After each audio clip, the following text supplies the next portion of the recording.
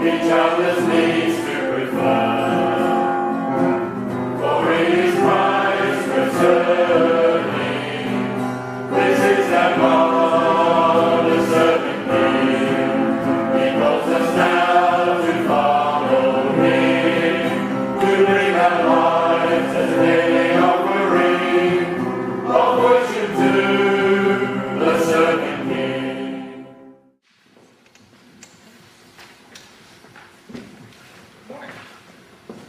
Good morning, Mr. Noel. Is there anyone there? Yep.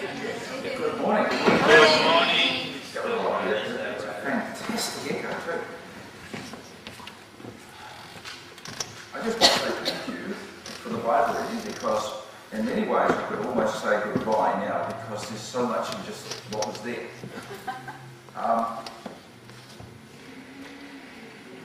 When I looked at this passage, I don't think I've come up with lots of spiritual great lessons. I've more come up with interesting facts. More come up with sort of interesting ideas about how we could live our Christian lives and do our Christian service. I remember when I first came across this book, and I was a teenager, I suppose, and I read an introduction to this book in what was then the American Youth for Christ magazine. I got all excited because he was a man who just got things done. Because the walls of Jerusalem, well, they were lying in ruins. And through the book of Ezra, the temple had been rebuilt. And Nebuchadnezzar, many years before this, of course, he had destroyed and practically broken down the walls of Jerusalem in 2 Kings chapter 25. But after the temple, and perhaps during the temple, the reconstruction of the temple in Ezra chapter 4, the Jews were rebuilding the walls. And some of the enemies of the Jews had come out and they said, well, this is not very good. And they protested to the king in Persia. And he sent a letter out saying, hey, they've got to stop. They shouldn't be rebuilding these walls. And this is the same king that we're talking about, we read about this morning in Nehemiah. It was quite possible that the rebuilding that they had been doing was destroyed and pulled down all over again, leaving a great and horrendous ruin. You see, these walls didn't get rebuilt by someone praying and miraculously the next day they were standing up. Someone actually had to get their bobcats out and the cranes and the trucks and the ready-mix trucks, concrete trucks, whatever you call them. They actually had to do all that to make the walls stand up. You see, the whole situation was, here was Jerusalem, with a lot of people living there.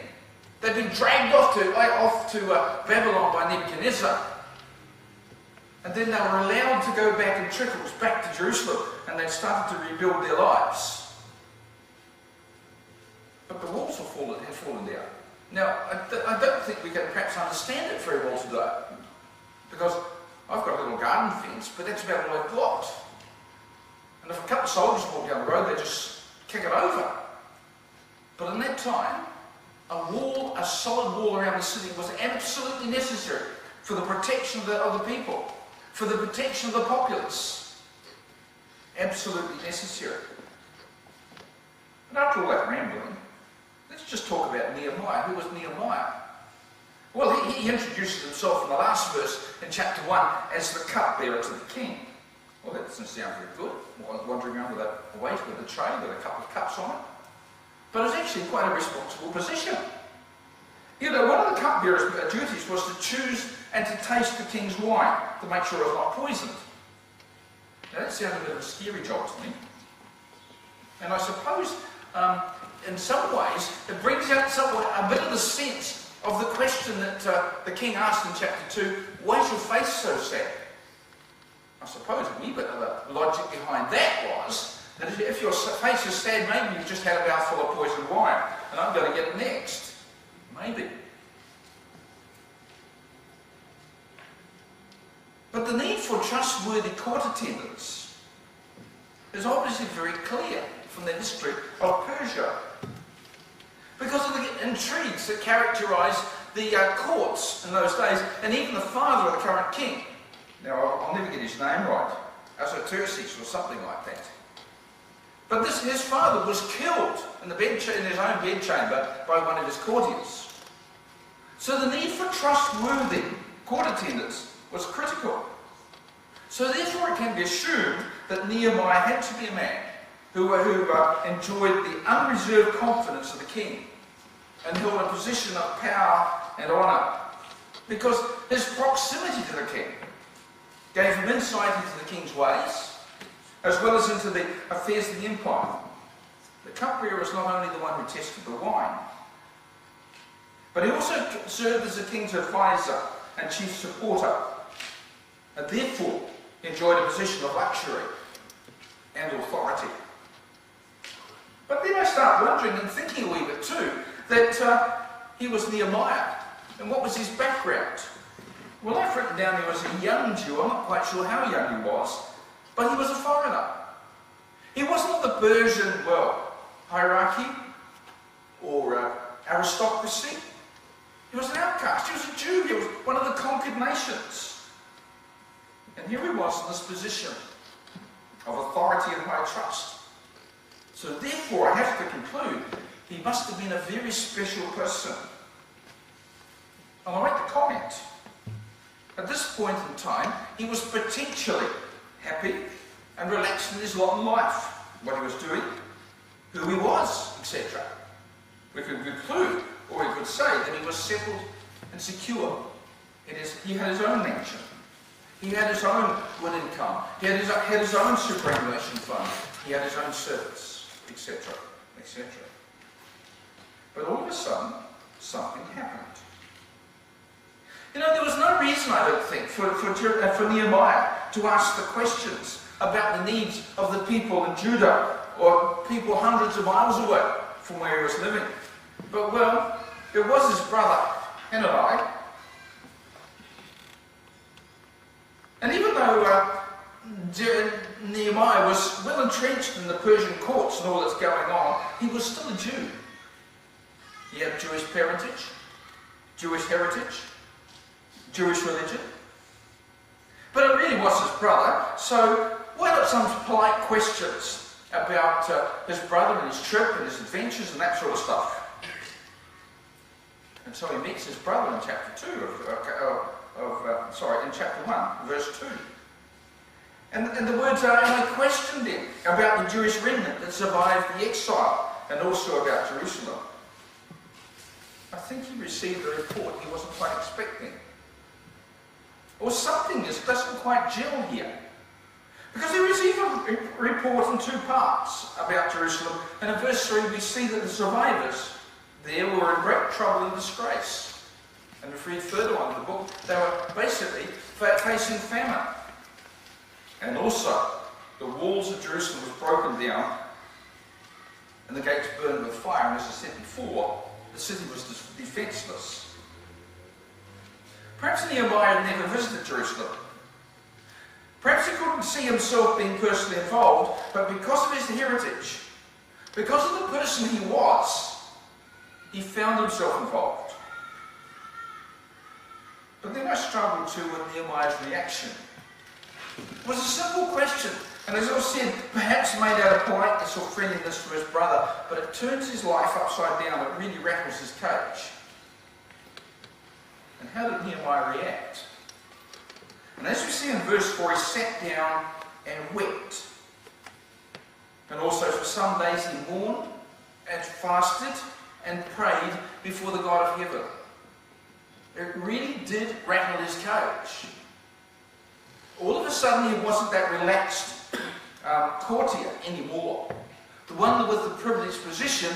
All of a sudden the plight of his people were actually affecting his life. In the book of Ezra, it's quite common to sit and weep about bad news, and we see that quite often. And during the exile, it was quite common to have solemn feasts, which included fasting, going without food. And they even had a special fasting feast to to commemorate the fall of Jerusalem. But at the same time, it could be seen as a surprising reaction, because to Nehemiah, the news could not have been unknown. And therefore, I have to ask the question, why was he not affected about the situation before? Had he not considered the Jews in Jerusalem before this? Surely he should have known, especially from his position, at least some of the details of the situation. So he seems here to be reacting to old news in a new way. It's like seeing things in a completely new light. Perhaps for the first time, he is identifying himself personally with the plight of his people, his nation, their sins and their sorrow. It was Jeremiah who said in chapter 15, verse 5, he said this, he asked the question, who will have pity on you, O Jerusalem? Who will mourn for you? Who will stop and ask how you are? I suppose that's correct. Who is going to do that? And maybe here it is going to be Nehemiah. Depending on your age, I suppose, and I think one of the first CDs my family bought for me was the Golden Grapes of Boney M. And the first track was By the Rivers of Babylon. And sort of with this topic, I thought I'd read that, because it makes a lot of sense in this. Psalm 137, verses 1 to 6. By the rivers of Babylon we sat and wept when we remembered Zion. There in the poplars we hung our harps. For there our captors asked us for songs. Our tormentors demanded songs of joy. And they said, sing us one of the songs of Zion. But how can we sing the songs of the Lord while in a foreign land? If I forget you, O Jerusalem, may my right hand forget its skill. May my tongue cling to the roof of my mouth if I do not remember you, if I do not consider Jerusalem my highest joy.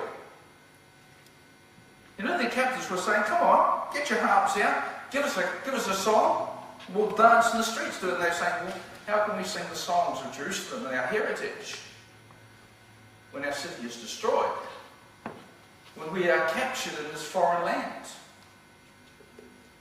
I suppose that gives a bit of a sense of the devastation in Nehemiah's life and the way he was feeling. And so he prayed. I don't know what you thought about that prayer of Nehemiah. I don't know how you reacted to it. Because I don't see this prayer as anything as separate from anything else. I think it's part of his expression of sadness and grief. And I think it's to do with who he was and who he was becoming. You see, this prayer is not a great big long list of, please God, fix this. Please God, do that. Lord, we pray about this issue. Lord, we pray about that issue. Lord, we pray about those stones that aren't standing up on top of each other. No, what does he pray about? His prayer is an acknowledgement of God and who God is. The prayer talks about God's faithful love. The prayer acknowledges that God hears prayer. Importantly, too, in the prayer he confesses his sins and the sins of his family. He seems to remind God of his promises and instructions to Moses. And he does say, yes, that God listens to our prayers and answers our requests, but the only thing he seems to specifically request here, and that's right at the end of the prayer, is a favourable hearing from the king. You see, I don't see this prayer as a prayer of asking or requesting lots of things. To me, it's more a prayer of relationship, where over a number of days, he was praying like this and building up his relationship with God. Because out of that relationship would come the requests.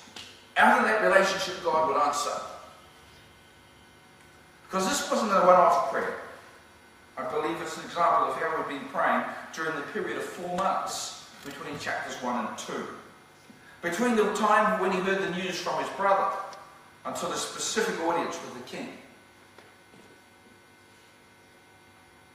I'll make some points at this point in time. It sounds very good, but I'll make some points now. I don't think Nehemiah saw himself as a great leader at this point, at this time.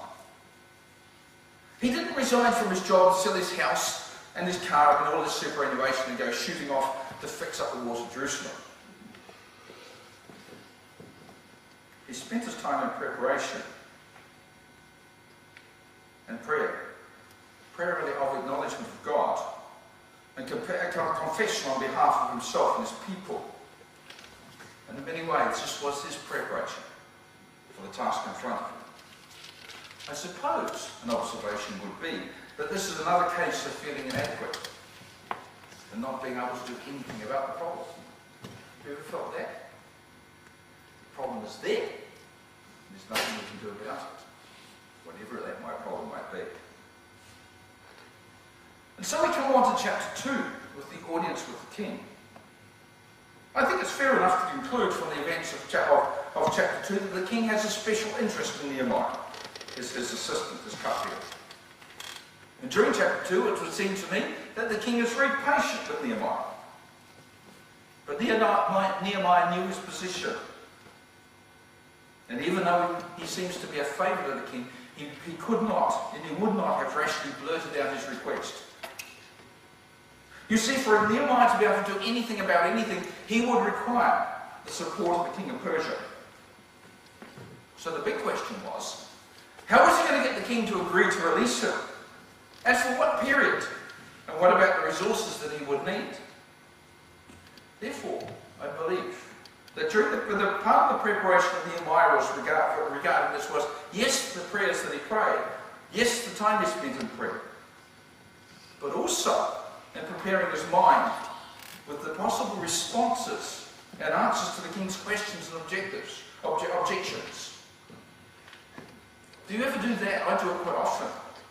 If I've got to talk to my boss or his boss, and I've got to work out how I'm going to formulate it, I'll sit down and think about it for 10 minutes. What words am I going to use?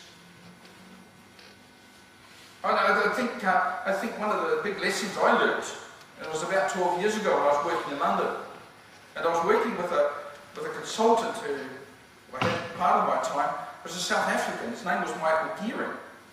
I found out he was a doctor, Michael Gearing, but he wasn't a medical doctor, he was a nuclear physicist. So he scared the heck out of me for his supposed intelligence. And I would go to Michael and say, Michael, we're going to have a meeting next week with these different people, and here's my proposed agenda. And Michael would look at it, and then he'd go quiet. And I'd think, what have I done? You know, I've got it all wrong.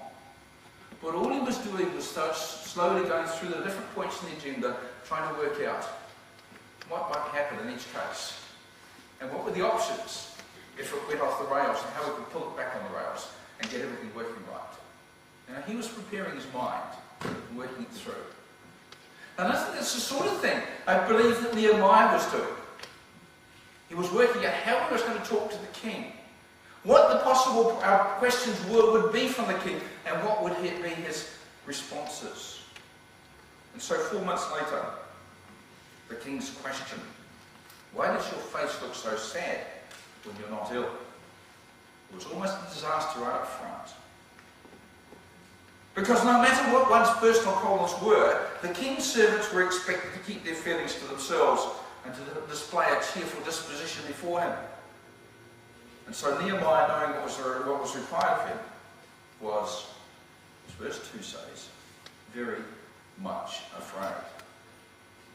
But he was prepared. And his answers worked. It's interesting because his answers worked within the cultural norms of the culture in which he was living. In verse 3, what does he say? May the king live forever? Well, a good sort of common form of address to the kings of the day. And then his reply was, why should my face not look sad when the city where my fathers are buried lies in ruins and the gates are destroyed by fire? Note at this point he doesn't even talk about Jerusalem or Judah. But he describes the issue in terms of Persian king would understand. He's grieving over the desecration of ancestral burial grounds. Then come what I believe are some key phrases. What did the king say? What's it you want? And Nehemiah's little comment. Then I prayed to God in heaven. You could almost think his telegraph prayer, or maybe in the terms of today, his email prayer.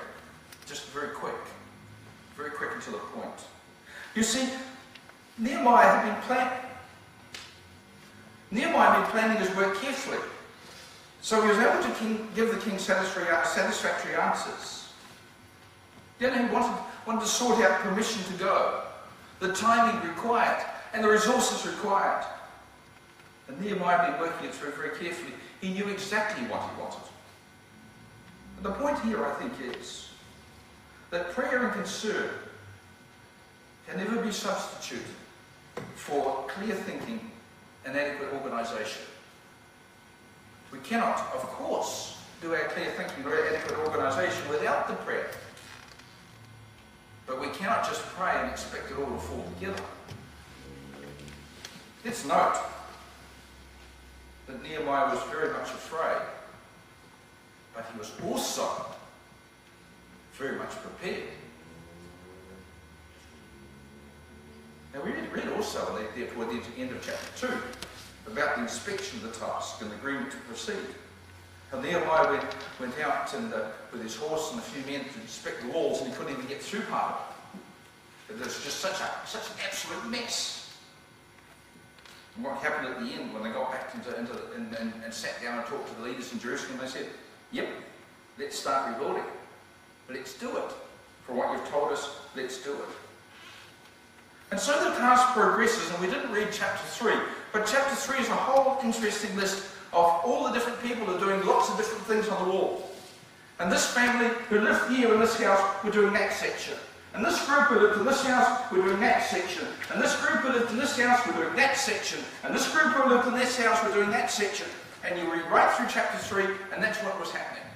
I can imagine Nehemiah's eyes today if he was looking at what we have available in project management today, like project management software, project plans, critical path analysis, Gantt charts, contingency plans, etc., etc. I can imagine his eyes gleaming with delight.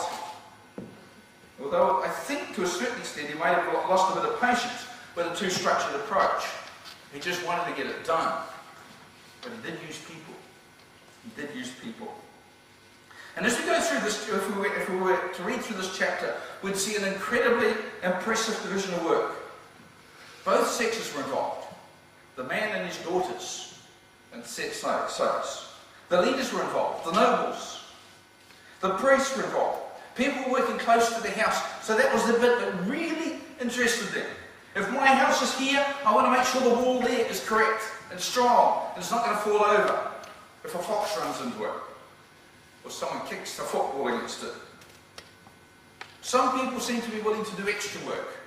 They did their bit and they saw a bit of a gap there, and so they went over and did that bit too. But unfortunately, not everyone participated. And if we had a look in chapter 3, verse 5, we'd read these words. The next section was prepared by the men of Tekoa, but their nobles would not put their shoulders to the work under their supervisors. There were some people who couldn't be bothered. But I think in the end, it was all teamwork. You see, the wall would never have been built without pulling together. Nehemiah, yes, could have built the wall by himself, but how long would it have taken? 500 years with one man working. But the walls were actually completed in 52 days, less than 2 months, and they had been in ruins for 150 years. I think just a few points to finish off. Nehemiah was seeing needs in a brand new way, needs he'd known about, he'd been aware of for many years. I suppose Nehemiah opened his mind to the idea that I could be part of the solution. I could do it. The point of prayer in relationship with God. Remember what we said? Nehemiah didn't pray about the wall, about the city. He was more concerned about who God was and his relationship with God. The point of being prepared. Not just spiritually, but your mind prepared. And your answers prepared. The thought about organisation. Nehemiah had to go and organise the people. Organise who was going to do what. He had to actually get it done. And also, Nehemiah had to wait for God's time. We heard about the task. It was 4 months later before we actually had that critical audience with the king. Just take these few lessons and think about them and how they apply to our lives in this part of the world in 2007.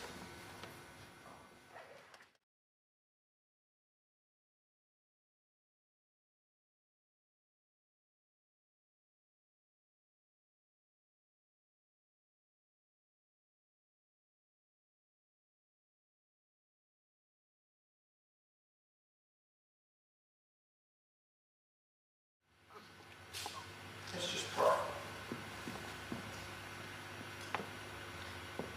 Lord, we thank you that your word is the way that you speak to us.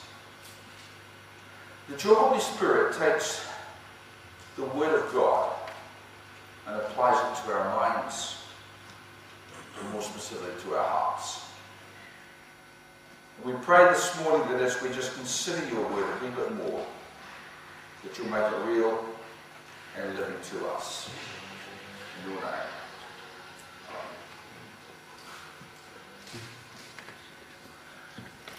In 1975, Steven Spielberg had a film called Jaws. And it followed the storyline of a great white shark, a mammoth great white shark, that terrorized a small fictional coastal village called Amity. And the interesting outcome of this film was that during the popular run of the film, the amount of people going to the beach dropped off quite dramatically. But 1975 passed. People started to forget about it, and they returned to the beach and had their holidays on the beach and in the surf. But then in 1978, a new film was released, Jaws 2. Which brought the shark back to the same coastal village. Well, you could almost say the poor coastal village. And the warning of the film promotion was, just when you thought it was safe to return to the water. You see, in life, so often disaster strikes just when our lives seem to be going well, doesn't it? Just when you thought it was safe. Everything's going so well, life is so good, and then a flight flies around my head. Well, then something happens. Now, I've got a fly flying out here, so I wish I had my Maltese shirt on this morning. And these ups and downs are not just restricted to our own personal lives, are they? We also experience them on a worldwide scale. You know, in the last 10, 20 years, we've seen communism decline. We've seen the Berlin Wall crumble. We see apartheid in South Africa on the ropes and disappearing. But just when we think it's safe, 2 aeroplanes are flown into the World Towers in New York City, and life in the world, right over the world, changes. And terrorism and war. You see, I think that Nehemiah knew that just when you thought it was safe syndrome all too well. Remember how everything was running along smoothly? In chapters 2 and 3, the king had agreed that he could rebuild the walls of Jerusalem. He'd actually, more than agreed, he'd also provided the necessary materials from the king's forests. And he said they could go ahead and do it. And as well, the people of Judah, the Jews, rallied around and began to work willingly and energetically. And then Nehemiah experienced his own version of Jaws 2. Suddenly in chapters 4 to 6, he's confronted with opposition that not only from his own enemies, but also from within, or from his own people. But this morning I'm only going to concentrate on chapter 4 because I think there's too much even in that chapter. And if I was going to do 4 to 6, I think we'll be here to 3 o'clock this afternoon and you would have all gone to sleep or already dead. As another little bit of introduction, I think it's true to say that the enemy knows what we are doing and will, if possible, will be quick to fight us. Therefore, as a consequence, and also a principle, expect opposition and be ready for it. And as we'll see today, there are many different weapons that the enemy uses that he used in Nehemiah chapter 4 and he still uses today. Now I think the first one we can consider is that of mockery. You see, when our enemies mock us, especially as Christians and Christian workers and people trying to live the Christian life, perhaps they're wanting us to think things like, your work is not important. The work that you're doing, or what you're involved with, well, you're just too weak to do it. You're unable to do it. You haven't got the capability of it. And also, that if you happen to finish it or do a good job, well, it won't last anyway. It's just going to disappear. In other words, our enemy wants us to believe that it's not worth it, that you might as well quit, you might as well give up right now. And so we meet again, Sanballat and Tobiah, with their familiar words of mockery and ridicule that we originally saw in chapter 3. And Sanballat mocked the Jews in a voice that must have been full of animosity and spite. And just notice the derisive questions which were designed to taunt the Jews and discourage them in their efforts. And when we look at verse 2, he asks these questions. What are these feeble Jews doing? Will they restore their wall? Will they offer sacrifices? Will they finish in a day? Will they bring the stones back to life from these heaps of rubble, burnt as they were? Remember, the Jews were rebuilding the wall from the stones that were left from when the city was destroyed. And when the fire went through, it possibly damaged the stones, especially if the stones were limestone. And this would have cracked and really damaged the stones themselves. And I suppose in today's language, he would have said something like this: who do these Jews think they're kidding? Be serious. They're not going to be able to rebuild the wall with all this junk. Then Tobiah added his own scorn. When he said in verse 3, what they're building, well, if even a fox climbed up on it, he would break down their wall of stones. In other words, a little fox, just a little fox, came running across the fields and jumped up on the wall, they'd all fall down in a shattering heap. But what was Nehemiah's response? And it was actually quite simple. His response was to pray and to continue to build. But I want us to note what he actually prayed in verses 4 and 5, because I think it's very significant. And he prayed this: hear us, O God, for we are despised. Turn their insults back on their heads. Give them over as plunder in a land of captivity. Do not cover up their guilt or blot out their sins from your sight, for they have thrown insults in the face of the builders. Let's take note of the words, and perhaps the attitude behind the words. And perhaps a simple way of expressing this would be, oh God, get revenge on them. Let them be overthrown. Don't forgive their sins. Maybe it was just zap them, God. Get rid of them. Let them be taken off into captivity so they know what it's like, just like we did. But wait a minute. Let's take a time out here. It doesn't seem to be a very good way of praying, does it? Because this prayer is pretty aggressive and quite hostile, isn't it? Because in his prayer, Nehemiah is not being polite, he's not being kind. He doesn't seem to want to resolve the issue, he wants it to go away. He wants to resolve the issue by his enemies just disappearing. As I said before, zap them, God. It's payback time. It's a bit of a struggle, isn't it, to try to understand this? But perhaps one way of looking at this is that this shows how Nehemiah prayed at this time, not necessarily how we should pray. Because as Christians, we know of Christ's call to love our enemies. And we know of Christ's death for our enemies. So therefore, we can hardly choose to copy Nehemiah's example. But I think at least there's a couple of things we can learn from this example. And then I'll build on a bit more too. Number one, Nehemiah prioritized prayer. When mocked, he didn't shout back.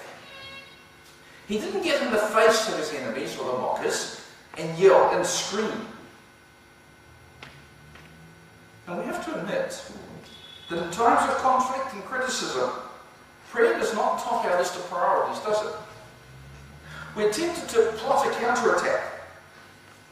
Or sometimes, perhaps, we just forget planning altogether and we just launch into an offensive tirade, as we quite often see on a current affair or programs like Today Tonight, when arguments between neighbours are happening.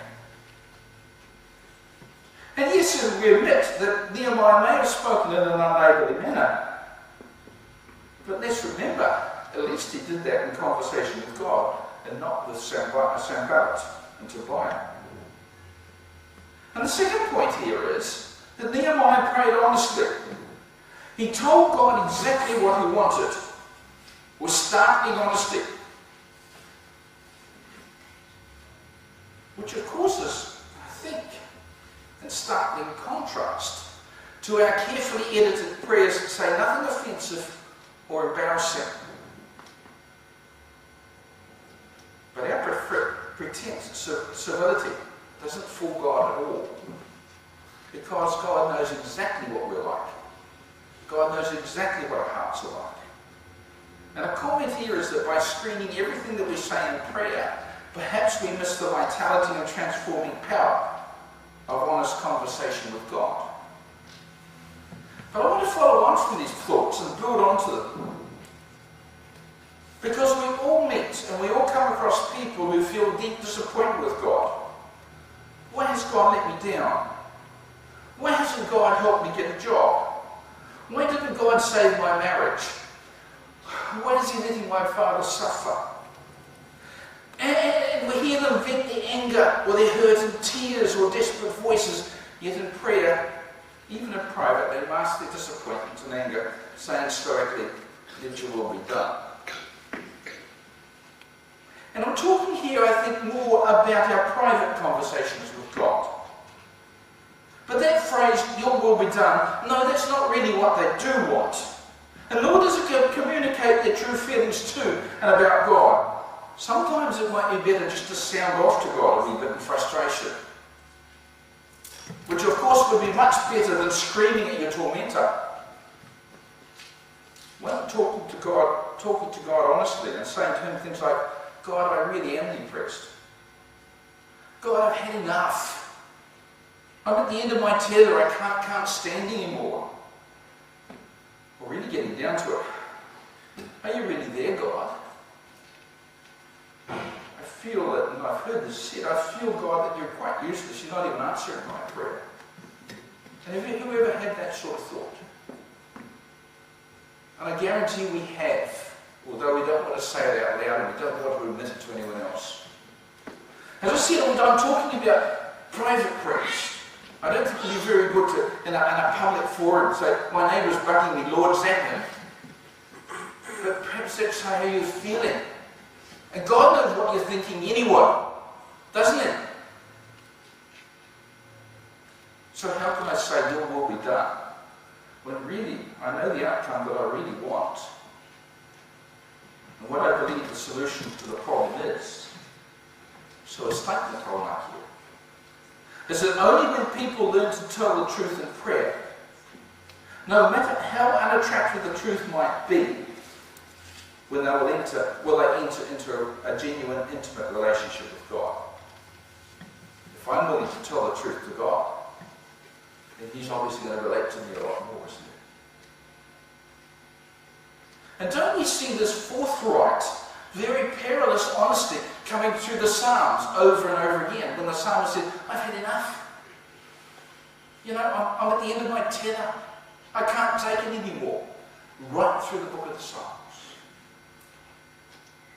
And perhaps we need to understand that God is big enough to hear prayers that really show our thoughts and emotions. Isn't it better to be honest with God? Because he knows what's in our hearts anyway. And notice the result of Nehemiah's prayer.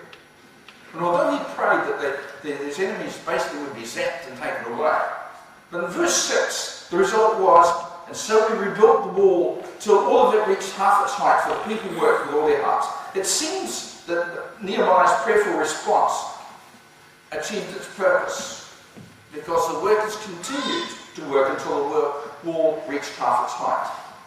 In spite of the insults of their enemies, the people had a mind to work. Okay, now mockery didn't work, so let's try something else. What about threats from the enemies? If your enemy can't fool you, he'll perhaps try to frighten you. So Sanballat and Tobiah gathered together a considerable alliance against tiny Judah. Sanballat and the Samaritans to the north. We have Tobiah and the Amorites to the east. We have the Arabs to the south. And we have the Ashdodites to the west. And so when mockery failed to stop the rebuilding, they threatened to attack in verse 8. They all plotted together to come and fight against Jerusalem and stir up trouble against it. And in verse 11, also our enemies said, before they know, no one will see us, we'll be right there among them and we'll kill them and put an end to the work.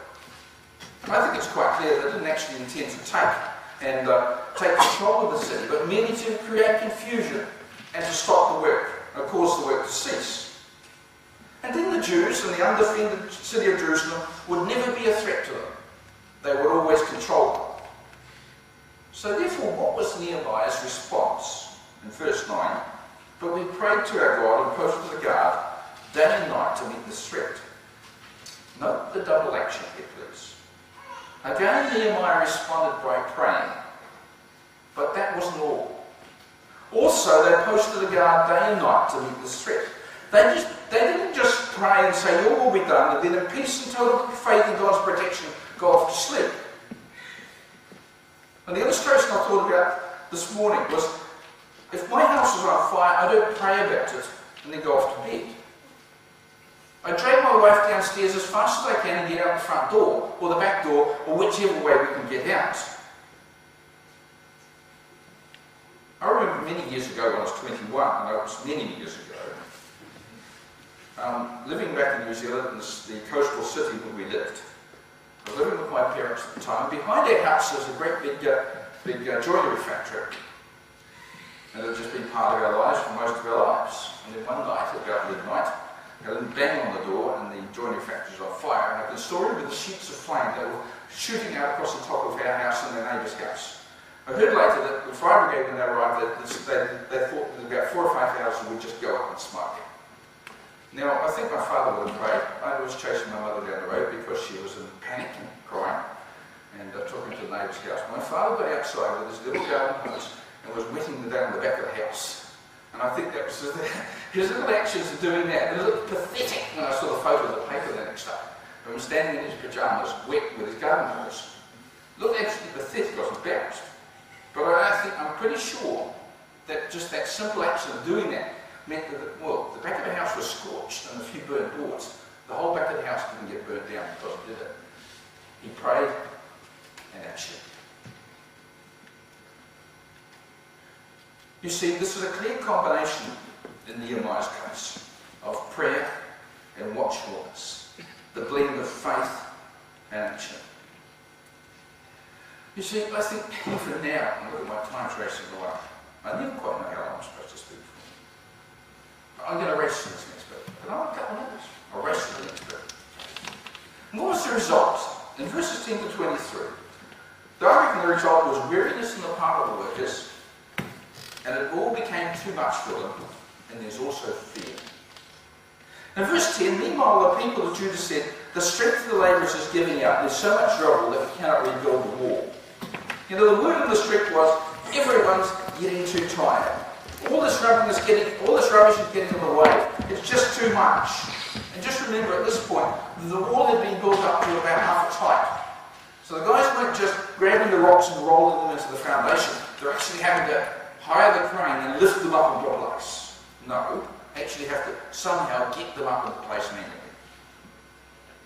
And also the Jews living outside the city came to work with frightening tales about the enemy's plans. In verse 12, Jeremiah said that the Jews who lived near them came and told us 10 times over, whenever you turn, they will attack us. You see, the workers were totally intimidated by the threats. When he says 10 times over, he's possibly meaning saying they just kept repeating it over and over and over and over again. The swollen mockery didn't have any effect. The military intimidation certainly did.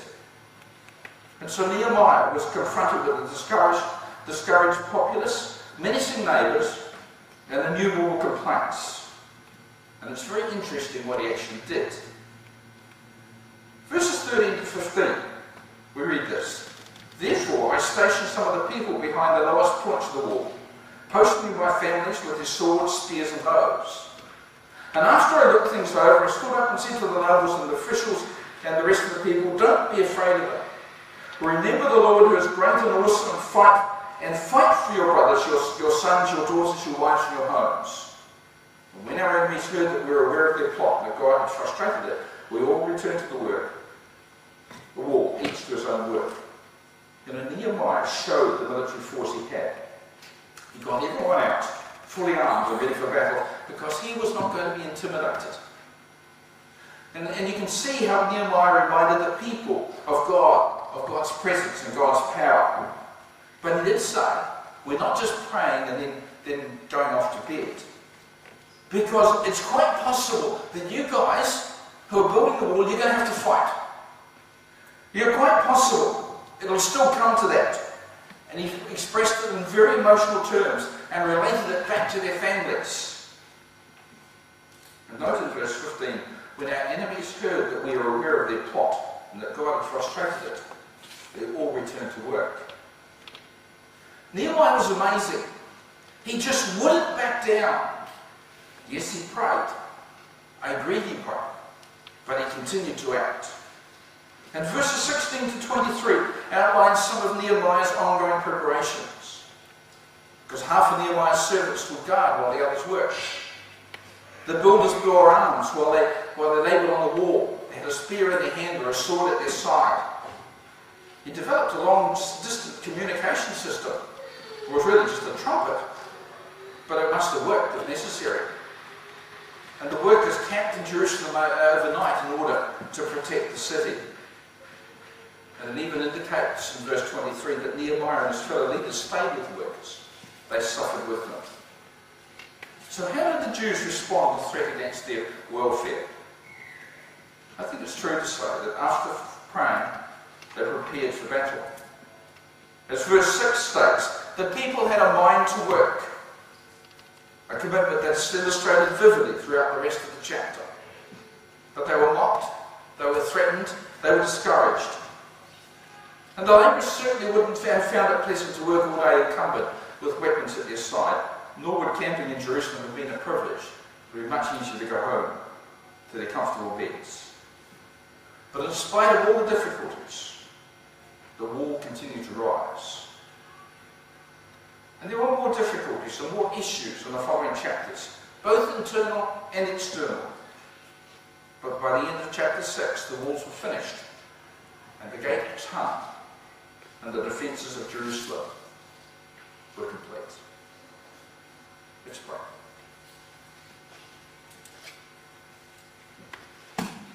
Lord, I'm quite inspired when I read the story of Nehemiah, his attitude, and the way he kept just going. We just pray that you'll help us to just pick up on perhaps one or two points, at least from what we've talked about this morning. About your servant Nehemiah, who prioritised prayer, but he was also so honest in his prayer to you. But also he just didn't pray, but he also acted. May we apply some of these truths to our lives, our Christian service, and more specifically our relationship with yourself. Thank you for your presence with us this morning. In your Son's name. Amen.